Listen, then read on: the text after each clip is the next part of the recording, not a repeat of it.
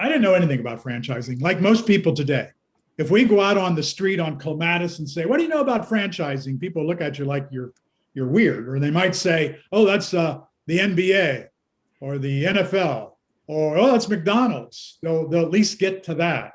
Okay, well, we're talking about business format franchising. McDonald's is one of those, but McDonald's is one of 4,000 companies in North America that uses franchising as their methodology to advance throughout the world, to put a McDonald's everywhere, or to put a Sinorama everywhere, or to put a whatever franchise brand you can think of everywhere.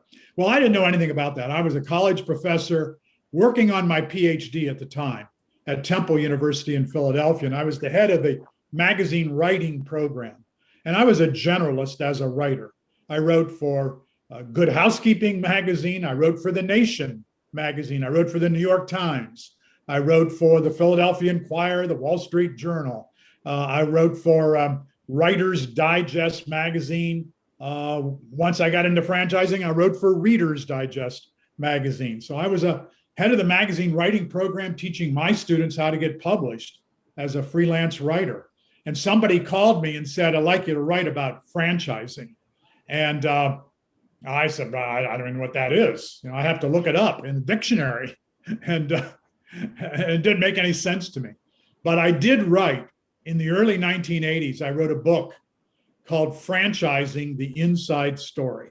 And I was paid $10,000 to write the book. And that was a lot of money because I was only making $12,000 a year as an assistant professor teaching at Temple University. And I made $10,000 just to write that book, which took me about 90 days to write the book.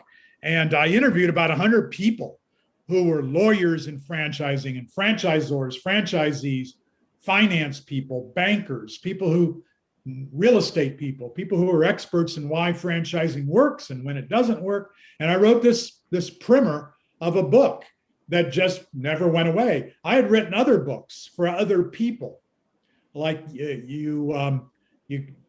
one of them was called How to Win Productivity in Manufacturing. I wrote that at about the same time I wrote the franchise book, and I got $10,000 for that book.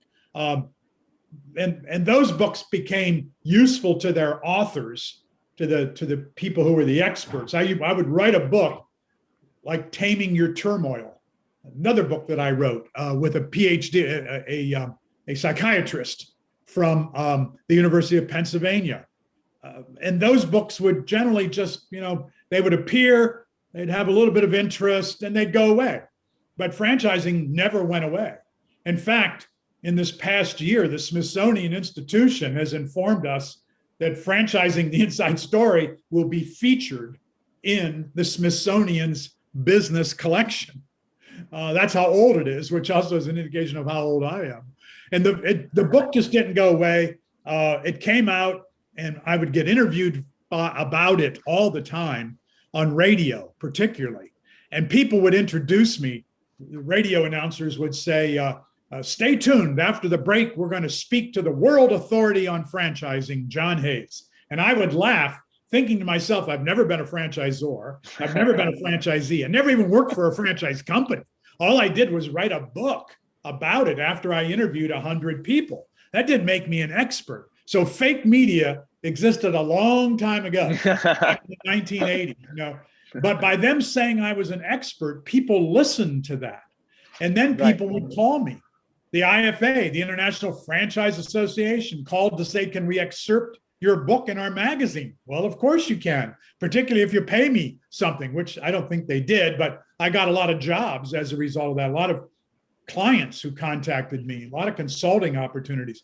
And then I'd be on radio after radio, and did some TV as well. And again, people would call and say, "Can you come and speak to us about franchising? Can you speak to our franchisees? Can you go here? Can you speak at this event? Can you go to London and do this? Can you go to Hawaii and do that?"